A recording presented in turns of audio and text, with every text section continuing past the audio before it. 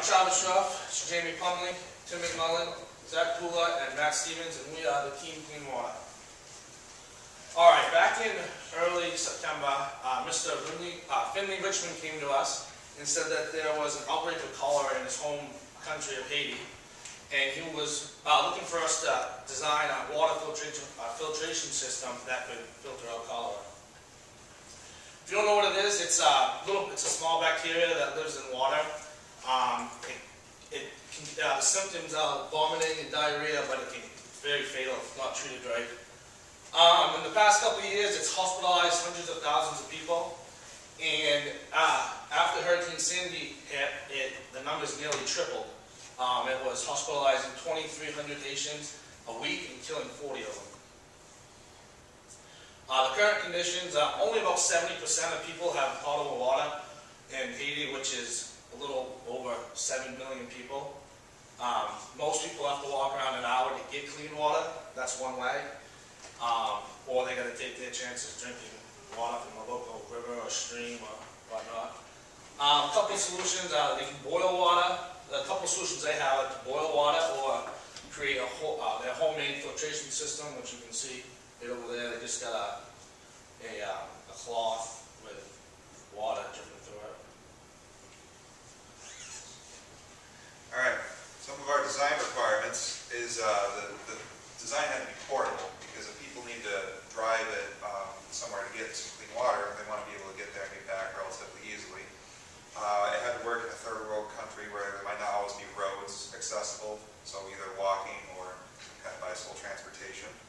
It must be mechanically operated, because where these people are going, there might not always be electricity to run the water through the system. So they need to be able to power it by themselves with their hand or their feet somehow. It must filter out the bacteria, the cholera we talked about. By having a filter that would filter down to 0.15 microns, that would completely remove all traces of cholera from the water. Some of the designs that we looked at were hand pumps, which were good. They had the pros of being portable and mechanically driven. However, they had relatively low flow rates and they were ergonomically inefficient. They were somewhat difficult to use, and the small design could go all over the place. Another thing we considered was using a suitcase UV filtration system, which was also portable and had no filter requirement. However, there was no electricity, and any way of generating electricity would have to be used through some mechanical system, which would have efficiency losses in it, and would just end up causing a lot more work. We ended up settling on a bike-powered filtration system. The pros of that is it was very portable. It was very ergonomical. You could drive it. You can drive things more easily with your feet than your arms. And the cost, we believe we can keep the cost down relatively low in comparison to some other systems out there on the market right now. So the first filter we looked at was a Sawyer 3-way inline filter. It's told us it filtered down to 0.1 microns. It said it could do 1 million gallons of water as long as we back flushed the system to remove the contaminants every few thousand gallons. And it was very lightweight. It was 1.8 ounces and could easily fit in the palm of your hand. However, when we went to go and test it here at the University of Maine with Professor Catherine Hooper, we noticed that the filter failed to meet our requirements, because after driving E. coli contaminated water through it, it did not remove all of it. It filtered down to 2 log efficiency, which basically means there was 200 E. coli bacteria left in the concentration of 100 milliliter water at the end of the testing. As you can see, there are some of us working in the lab.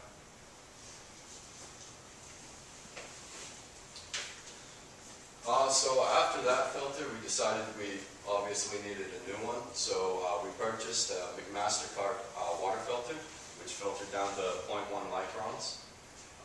So the first thing we decided to do was test the system and record the pressure against the flow. So we hooked up a pressure gauge to a water hose, and using a spigot, we used it to throttle the flow through the system. And we measured the flow at 5 psi increments. And the reason for this test was to properly size a pump. Here's some of the data we acquired from it. We determined that we needed 10 to 15 psi just to obtain some sort of flow. At 15 psi, we got about a quarter of a gallon per minute, and we went all the way up to 60 psi where we achieved 2.43 gallons per minute. Our initial goal was to achieve a gallon a minute, and the pressure needed for that was 34 psi. So here's the pump curve, and in order for our system to work, the pump curve has to meet up with the system curve, and where those two curves meet is the point of operation. It's at 34 psi, and you get a flow of 1.18 gallons per minute, and that's at the rated RPM of 2200 for our pump.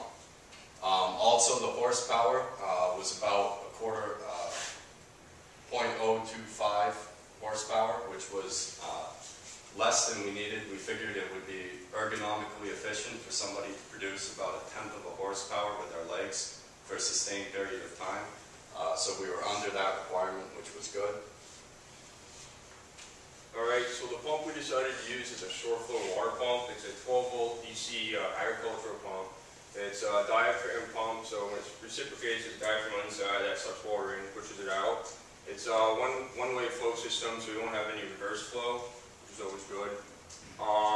Another reason why I picked this pump is because it's self-priming, so in order to charge the filter with water, we can run the pump without it ruining any parts of the pump.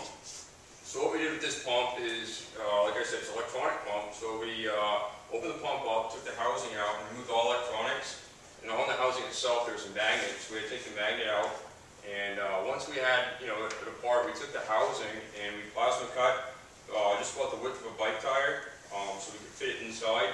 And we put it all back together, and we use that as our pumping system for the water filtration system. Another good reason why we use diaphragm pumps too is because the flow won't vary much with change in pressure and head. So we pretty much would have a constant flow the whole time. So implementation of the pump. So this pump needs to run, like Matt said, above 2,000 RPMs for the pressure and the flow rate that we need. So we figured out that it was like a 1 to 13 ratio. So for every 1 revolution of a bike tire, the pump is spin 13 revolutions. So we figured someone could like pedal a bike down the road at a comfortable 60 RPMs, revolutions of the wheel.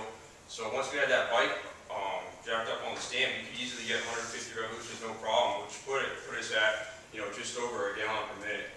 So once we knew the pump was going to work, we had to figure out, okay, how we're going to mount this thing, and and how much force we need on the shaft to actually spin the drive shaft without any slip of the pump. So what we decided to do is we use a spring hinge, and with the spring hinge, it's a variable spring hinge, so you can crank it one way, and you can get more than enough force on the shaft of the pump. So we mounted this spring hinge on the mounting, mounting pump on the top picture up there. You can see it. And it mounts on the spring hinge, so it comes out like this, and then you reverse the torque of the spring, and it can come down just like that. So this allows us to bring the pump up and bring it back down with no problems. Like I said, it requires at least 1 pound of friction force to drive the pump. So then we had to figure out how to hold the tire up off the ground, because when you want to pedal the bike, you have to have the tire off the ground, you have to ride away from the stream. And you also, when you ride the bike, you have to keep the pump off the tire, and also a dry run, and you can ruin it. So to figure this out, we just made a simple wooden stand to keep the cost down. And the stand can flip up and down, so it holds the tire off the ground when you're pumping, or flip it off when you want to ride away. And it was just rigid design, and we just coated in some standard polyurethane to make sure it was waterproof. And then to hold everything else on, we used the bike rack to hold up the pump and the filter and the spring and everything. So here's the final design of the pictures. There's the rear one on your left and ours on the right. It just shows everything put together right there. So we'd like to thank a couple people at the school, Catherine Hooper. She helped us test the filters out to make sure they would go down to the right size of bacteria that would clear it. Mike's Auto for plasma cutting